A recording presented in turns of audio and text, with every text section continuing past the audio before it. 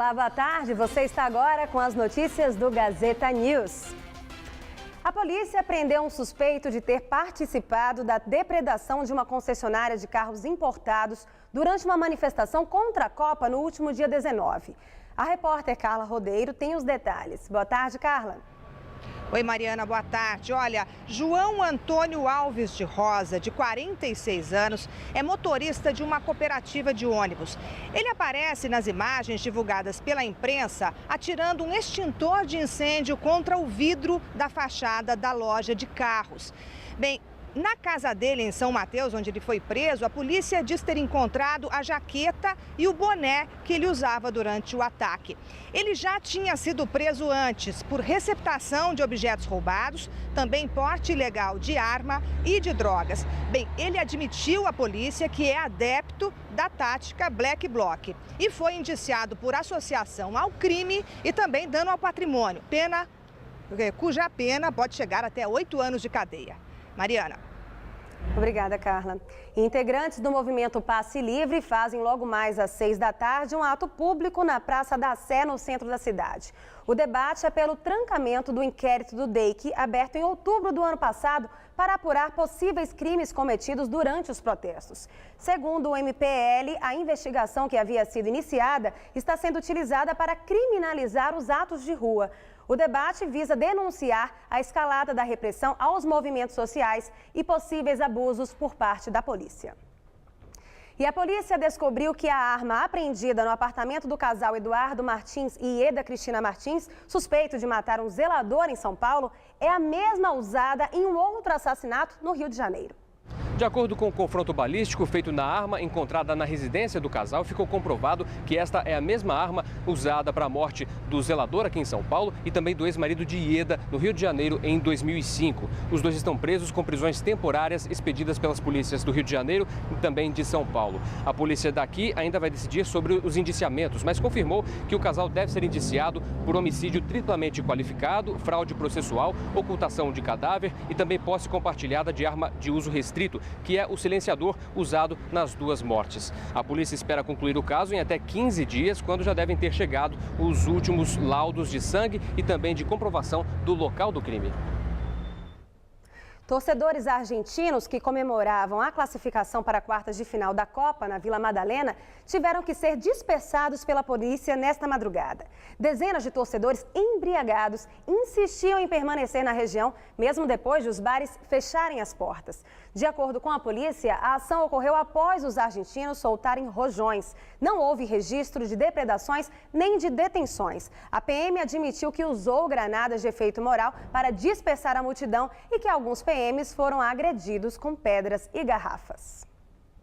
E a capital terá mais um dia de rodízio de veículos prolongado nesta sexta-feira. Por causa do jogo entre Brasil e Colômbia pelas quartas de final da Copa, os carros com placas de final 9 e 0 não vão poder circular entre as 7 da manhã e as 8 da noite. As faixas exclusivas de ônibus também vão operar em horário especial. O objetivo é evitar o caos no trânsito da cidade, já que as empresas devem dispensar os funcionários mais cedo. E vamos ver como está o trânsito na capital nesse fim de tarde. Segundo a CET, são cerca de 108 quilômetros de lentidão nesse momento. Começamos nosso giro pelo trânsito com imagens da Marginal Tietê, na altura da ponte da Vila Guilherme. Motorista que vai no sentido Ayrton Senna já encontra trânsito carregado nesse horário. Vamos agora à Rua da Consolação, na altura da Maria Antônia. À direita, no sentido centro, trânsito tranquilo. E no sentido inverso, para quem vem para a Paulista, trânsito um pouco mais carregado. Agora a Avenida 9 de Julho, embaixo do vídeo, na altura da Federação do Comércio, sentido do túnel da Paulista, trânsito fluindo bem, sem problemas. E acima do vídeo, no centro da cidade, o trânsito também flui bem. Agora, Radial Leste, à direita, no sentido bairro, trânsito carregado. A gente vê um grande movimento de carros nesse momento. E à esquerda, no sentido centro, já flui melhor. O motorista não encontra lentidão. E para finalizar, vamos à Avenida Aricanduva, na Zona Leste. Essa câmera aí mostra o movimento quase chegando no Parque do Carmo. Pelo visto, o trânsito está carregado nesse horário e o motorista já começa a encontrar lentidão. E a venda de veículos caiu 7,56% no primeiro semestre deste ano. Segundo a FenaBrave, a Federação Nacional de Veículos Automotores, o setor somou 1.662.000 unidades emplacadas entre janeiro e junho. É o pior resultado para um primeiro semestre desde 2010. Segundo a FenaBrave, a decisão do governo de manter o desconto no IPI para carros importados vai contribuir para não piorar o quadro. Mas mesmo assim, a projeção é de uma queda de 8,08% nas vendas até o fim do ano. O principal fator apontado para o resultado negativo foi o baixo crédito do consumidor no primeiro semestre e o comprometimento da renda provocada pelos gastos com a Copa do Mundo.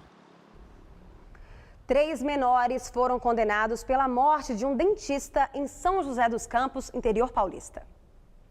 Os 3 adolescentes envolvidos na morte do dentista Alexandre Peçanha, que foi queimado vivo após um assalto em seu consultório em maio de 2013, tiveram sua internação determinada pelo Tribunal de Justiça de São Paulo. Os jovens terão que se submeter a medidas socioeducativas por tempo indeterminado, devido ao ato infracional equivalente aos crimes de roubo e homicídio. Na noite do crime, após roubarem o local, os ladrões atearam fogo no dentista, que morreu 8 dias depois em decorrência das queimaduras. E um professor de história foi espancado após ter sido confundido com um ladrão na região de Parelheiros, zona sul de São Paulo. André Luiz Ribeiro, de 27 anos, praticava corrida próximo a um bar que tinha acabado de ser assaltado. A confusão só terminou quando o corpo de bombeiros chegou. Segundo a vítima, os bombeiros duvidaram que ele era professor, mas a corporação nega que houve desrespeito na ação. O professor chegou a ficar 3 dias detido, mas foi libertado. A polícia investiga o caso. E o sistema Cantareira pode secar até outubro. A informação é da Agência Nacional de Águas e do Departamento de Águas e Energia Elétrica do Estado, caso o cenário de escassez de chuva na região continue. A utilização do volume morto também foi considerada no relatório divulgado pelo grupo de risco formado pelos 2 órgãos. A Sabesp e o governador Geraldo Alckmin discordam dos cálculos do grupo e garantem que o sistema ainda tem condições de fornecer água até o próximo período de chuvas, no verão. Ontem, o volume das represas Jaguari e Jacareí, responsáveis por 82% do Cantareira, atingiu 0%. Já o volume total armazenado pelo sistema está em 20,2%. É inverno, mas a tarde dessa quarta-feira foi bem típica de verão aqui na capital. O sol predominou durante todo o dia e, com isso, esquentou. A máxima essa tarde chegou aos 27 graus. Vamos ver como fica o tempo amanhã?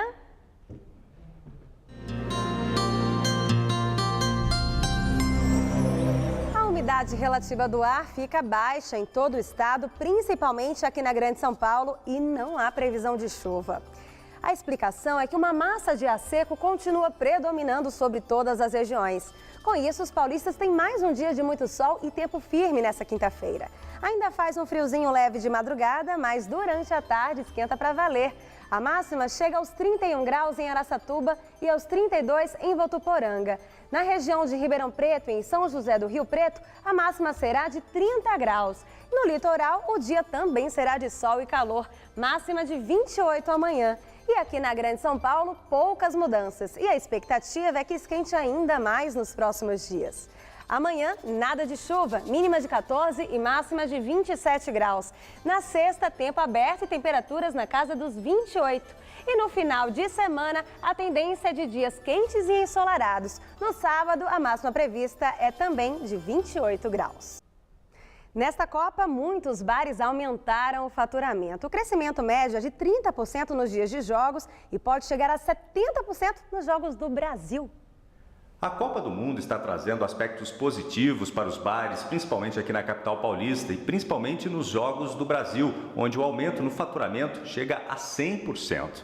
Esse é um reflexo muito positivo da Copa para os bares, né? O que levou esse aumento? Olha, é um aumento que decorre das pessoas verem na Copa a oportunidade de comemorar a vida. Ou seja, fazer festa, conversar com os amigos, se abraçar, beber cerveja, enfim, tudo o que está acontecendo. Acima das expectativas no início? Muito acima, porque as expectativas não eram boas em função de 3, 4 meses de notícias ruins, pessoas dizendo que não ia ter Copa, e então afugentou muitos turistas, mas no fim acabou sendo muito boa. Foi aberta em São Paulo a nova exposição dos badalados grafiteiros Otávio e Gustavo Pandolfo, mais conhecidos como os Gêmeos. São 30 pinturas, além de esculturas e uma instalação em 3D. A exposição, montada pela primeira vez aqui no Galpão Fortes Vilaça, traz 30 pinturas, 3 esculturas e uma videoinstalação em 3D, obras na maioria inéditas, dos irmãos Otávio e Gustavo Pandolfo, mais conhecidos como os Gêmeos. Os artistas plásticos paulistanos ficaram famosos por seus grafites espalhados por diversos pontos da capital paulista. E agora montaram a exposição gratuita que pode ser visitada de terça a sexta-feira, das 10 da manhã às 7 da noite, e aos sábados das 10 às 6 da tarde. No espaço é possível interagir com personagens. No primeiro dia da exposição, mais de 900 pessoas vieram conferir as obras dos irmãos, que já fizeram exposições em diversos países, como o Chile, Alemanha, Itália, Estados Unidos, Inglaterra e até no Japão. E mais recentemente, fizeram toda a pintura da aeronave que transporta os jogadores da seleção brasileira durante o Mundial de Futebol. O galpão fica na rua James Holland, número 71, na Barra Funda. E o Gazeta News de hoje fica por aqui. Mais notícias você vê logo mais no Jornal da Gazeta, às 7 da noite. E no Jornal da Gazeta, edição das 10. Fique agora com o Gazeta Esportiva. Até amanhã.